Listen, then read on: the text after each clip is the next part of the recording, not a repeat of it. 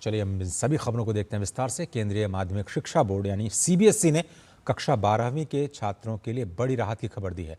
CBSE ने बताया कि उत्तर पुस्तिकाओं के सत्यापन और पुनर्मूल्यांकन का पोर्टल अब लाइव हो गया है। वे छात्र जिन्होंने अपने उत्तर पुस्तिकाओं की स्कैन कॉपी प्राप्त कर ली है, अपने अंकों के सत्यापन और पुनर्मूल्यांकन के लिए ऑनलाइन आवेदन कर सकते हैं। बोर्ड ने स्पष्ट किया कि आवेदन की यह प्रक्रिया 6 जून 2026 तक जारी रहेगी। ऐसे में जिन छात्रों को अपने अंकों को लेकर कोई भी संदेह है, वे तय समय के भीतर आवेदन कर सकते हैं। बोर्ड ने छात्रों की सुविधा के लिए एक विस्तृत वीडियो भी जारी किया है, जिसमें चरणबद्ध तरीके से सारी प्रक्रिया को समझाया गया है।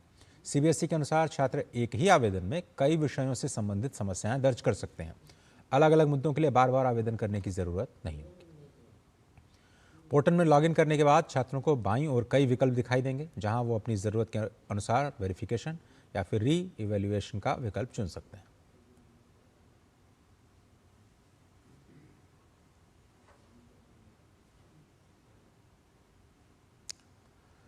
तो बड़ी राहत की खबर 12वीं के छात्रों के लिए सीबीएसई ने आज से अपने पोर्टल को चालू कर दिया है। री इवैल्यूएशन की जो प्रक्रिया है उसको शुरू कर दिया है। 6 जून तक का आपके पास समय है। निशांत सौरभ हमारे साथ जुड़ चुके हैं, हमारे संवाददाता, इस खबर पर और ज़्यादा जानकारी के लिए। निशांत, सबसे पहले तो प्रक्रिया ही बताइए, कैसे स्टेप बाय स्टेप छात्रों को इस बार ये सुविधा दी गई है सीबीएसई की ओर से? जी अजय, देखिए, ये जो सुविधा है वेरिफिकेशन और री इवैल्यूएशन यानी सत्यापन और पुनर्मूल्यांकन की जो सुविधा है, उन्हीं छात्रों के लिए है जिन छात्रों ने पहले अपने स्कैन्ड आंसर शीट्स के लिए अप्लाई किया था। ये स्टेज 1 की बात है। स्टेज 1 में सीबीएसई ने छात्रों को कहा था कि अगर आपको अपने स्कैन्ड आंसर बुक्स चाहिए तो उसके लिए अप्लाई कर सकते हैं, जिसकी समय सीमा 25 मई को समाप्त हो चुकी है। तो जिन छात्रों ने 25 मई तक अपने स्कैन्ड आंसर बुक्स के लिए अप्लाई किया था, वही छात्र अब वेरिफिकेशन या फिर पुनर्मूल्यांकन के लिए अप्लाई कर सकते हैं। कहने का मतलब, अगर जिन छात्रों ने स्कैन्ड आंसर बुक हासिल किया है, उनको लगता है कि उनके आंसर बुक्स में कुछ वेरिफिकेशन या सत्यापन से जुड़ी कुछ समस्याएं हैं, तो वो उसके लिए अप्लाई कर सकते हैं। मसलन उनको लगता है कि उनका आंसर बुक जो उनके पेजेस हैं वो ब्लर्ड है, या उनको लगता है कि किसी दूसरे का आंसर शीट उनको प्रोवाइड करा दिया गया है, या उनको लगता है कि कुछ उसमें से जो पन्ने हैं वो मिसिंग है, या जैसे मैप या ग्राफ जो वो चार्ट अलग से लगाते हैं वो मिसिंग है। तो अगर ऐसी समस्या उनको लगती है तो वो इसके सत्यापन के लिए यानी वेरिफिकेशन के लिए अप्लाई कर सकते हैं। अगर वो इससे संतुष्ट नहीं है, वो चाहते हैं कि पुनर्मूल्यांकन किया जाए, जो उन्होंने सवाल दिए हैं उनके अंक से, जो जिन जवाब के अंक से वो संतुष्ट नहीं है, वो चाहते हैं कि उसका पुनर्मूल्यांकन होना चाहिए, तो वो उसके लिए पुनर्मूल्यांकन के लिए भी अलग से अप्लाई कर सकते हैं। ये दोनों के लिए एप्लीकेशन अलग अलग होगा। सत्यापन के लिए अलग आवेदन होगा और पुनर्मूल्यांकन के लिए अलग आवेदन होगा। और निशांत, अगर मान लीजिए किसी छात्र को अलग अलग विषयों में अलग अलग क्वेश्चन में समस्या आती है, तो फिर क्या उसको अलग अलग आवेदन करना पड़ेगा, या एक ही बार लॉगिन करके आप सारे विषय, सारे क्वेश्चंस को टिक इन कर सकते हैं जहां पर आपको सत्यापन या रिवैल्यूएशन की जरूरत है? सत्यापन के लिए और पुनर्मूल्यांकन के लिए अलग अलग आवेदन करना है, लेकिन अगर आपको सत्यापन के लिए अलग अलग इश्यूज आपको आ रहे हैं, वो आप एक ही एप्लीकेशन में उन सबको वो सिलेक्ट करके आप एक ही बार अप्लाई कर सकते हैं। उसी तरह अगर आपको लगता है कि अलग अलग सवालों का आपको पुनर्मूल्यांकन करना, तो उसके लिए भी अलग अलग आपको एप्लीकेशन देने की जरूरत नहीं। एक ही एप्लीकेशन में आप जितने सवालों का पुनर्मूल्यांकन करना चाह रहे हैं, जितने भी विषयों में आप पुनर्मूल्यांकन करना चाह रहे हैं, उसके लिए आपको एक ही आवेदन करना पड़ेगा। उसके लिए आपको अलग अलग आवेदन करने की जरूरत नहीं है।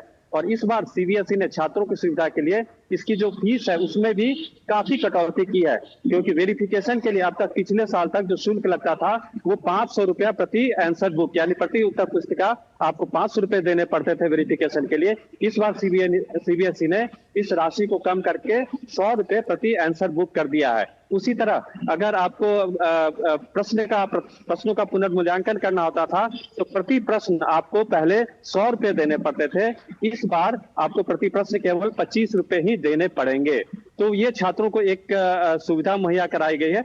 और अगर आपके अंक बढ़ जाते हैं पुनर्मूल्यांकन के बाद, तो आपने जो राशि दी है, आपने जो फीस दिया है, वो आपको रिफंड भी करवा दिया जाएगा, ये सीबीएसई ने कहा है। तो छात्रों के लिए ये एक काफी सुविधाजनक पोर्टल शुरू किया गया है, और ये इस बात का ख्याल रखा गया है कि इस बार जो पोर्टल शुरू किया गया है उसमें किसी प्रकार की कोई जो तकनीकी दिक्कत गड़बड़ी ना जो आए। हमने देखा था जी कि जी। जो scanned copies of answer books, उसके लिए जो छात्रों ने जब अप्लाई किया था तो काफी तकनीकी दिक्कतें पेश आई थी, तो और उस समय निशांत पेमेंट गेटवे भी फेल हो गया था। जी, एक सवाल जी। ये भी उठता है जो आपने शुरुआत में कहा कि जिन लोगों ने स्कैन कॉपी प्राप्त कर ली है वही लोग सत्यापन या फिर पुनर्मूल्यांकन के लिए आवेदन कर सकते हैं। ऐसे में क्या कोई ऐसा विंडो भी बचा है कि जिनको स्कैन कॉपी अभी तक जो नहीं ले पाए हैं और वो चाहते हैं कि तकनीकी वजह से मान लीजिए पिछली बार नहीं ले पाए, तो क्या ये ऑप्शन है या फिर उनके लिए बिल्कुल रास्ते बंद हो चुके हैं? नहीं, सीबीएसई ने, अजय मैं आपको साफ करना चाहूंगा, सीबीएसई ने बिल्कुल आज ये क्लियर किया है कि जिन छात्रों ने जो आंसर बुक्स की स्कैन्ड कॉपीज के लिए अप्लाई किया था वही छात्र वेरिफिकेशन और री इवेल्युएशन के लिए अप्लाई कर सकते हैं, और वो समय सीमा जो है वो 25 मई को ही खत्म हो चुकी है, उसको आगे नहीं बढ़ाया गया है। और ये जो पुनर्मूल्यांकन और सत्यापन की जो समय सीमा है वो 6 जून की मध्य रात्रि तक है। 6 जून तक आप आवेदन कर सकते हैं।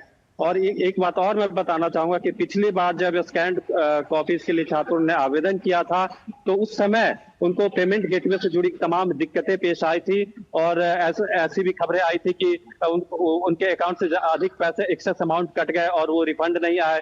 तो ऐसे में इस बार सीबीएसई ने 4 जो पब्लिक सेक्टर के बैंक है उनके गेटवे को यूज किया है, और उनके साथ बैठकर काफी लंबी विचार विमर्श की प्रक्रिया चली है, जिसमें स्टेट बैंक ऑफ इंडिया है, bank of Baroda, Indian bank और केनरा बैंक, इन सभी 4 बैंकों के जो पेमेंट गेटवे वो उपयोग कर सकते हैं।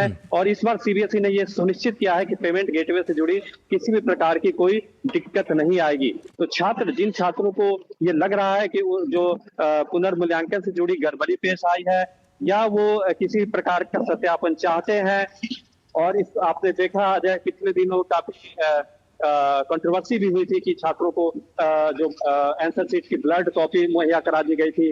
कुछ छात्रों की ये भी शिकायत थी कि उन्हें दूसरे स्टूडेंट का आंसर शीट प्रोवाइड करा दिया गया था स्कैन कॉपीज में। तो इन सभी दिक्कतों को देखते हुए, और अगर आप इन सब का वेरिफिकेशन करना चाहते हैं तो आपको आवेदन शुरू कर देना चाहिए, और ये आवेदन की प्रक्रिया 6 जून तक चलेगी। अजय, बहुत धन्यवाद निशांत सौरभ इस तमाम अपडेट के लिए। लगातार बनाए रहिए नज़र, हम आपसे दोबारा अपडेट के लिए वापस लौटेंगे। फिलहाल धन्यवाद।